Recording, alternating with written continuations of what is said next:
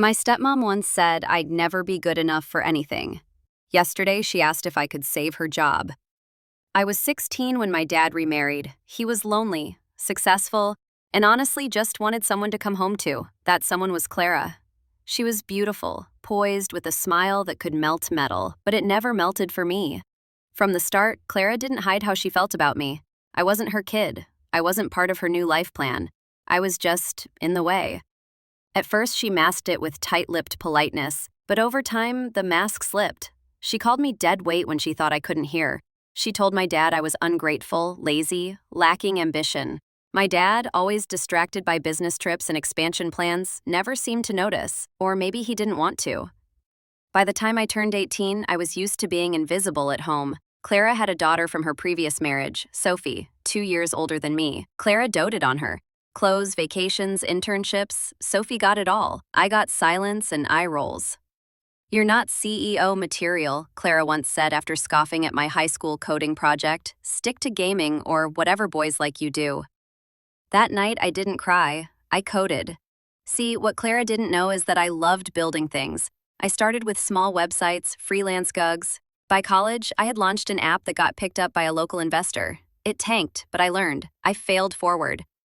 I never told Clara or Sophie anything. I didn't need their validation. All I needed was my laptop and time. Fast forward a few years, I graduated early, took on more tech gigs, and partnered with 2 friends to start a software consulting firm. We specialized in digital transformation, automating clunky, outdated systems for large companies. One of our biggest clients, a mid-sized but growing retail chain, run by none other than my dad's company. Except my dad was no longer in charge. He'd retired 2 years ago and handed over operations to a board. Clara had taken a role in HR, Sophie was a marketing assistant, and they had no idea I was behind the team that was about to evaluate and revamp their entire internal operations. Our firm kept a low profile. We operated under a different brand name, and I went by initials in all documentation. CEO just listed as MJ. Clara probably thought MJ was some Silicon Valley hotshot. When the contract was signed and we set the first meeting, I walked into the glass-paneled boardroom with my 2 co-founders. Clara was there. She blinked when she saw me, clearly confused. "Can I help you?"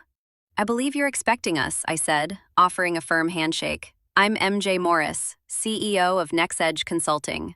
The color drained from her face. Sophie's jaw dropped. I'd never seen her look speechless. She had always carried the smug energy of someone who assumed life would hand her success on a silver platter. I smiled politely and got down to business. Clara barely spoke during the presentation. Sophie fumbled through her part, clearly rattled. Over the next few weeks, we evaluated the company's structure and proposed efficiency improvements, including automating certain HR processes. Clara's entire department was flagged as overstaffed and underperforming. After our 3rd site visit, Clara pulled me aside.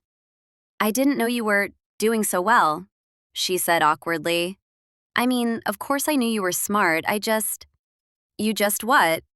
I asked, not bothering to help her finish the sentence. She floundered. "It's just surprising. I thought you didn't care about business." "I cared about being underestimated," I said. "Turns out that's the best motivation." She laughed nervously. "Listen, about the restructuring. Do you think my position is secure?" That moment, I'll never forget the sound of her voice, the fear. The same woman who called me dead weight now hoped I'd save her job. "I think the board will decide that," I said calmly. "We just make recommendations." She nodded, looking pale. Of course. The final report went to the board. They followed our suggestions almost to the letter.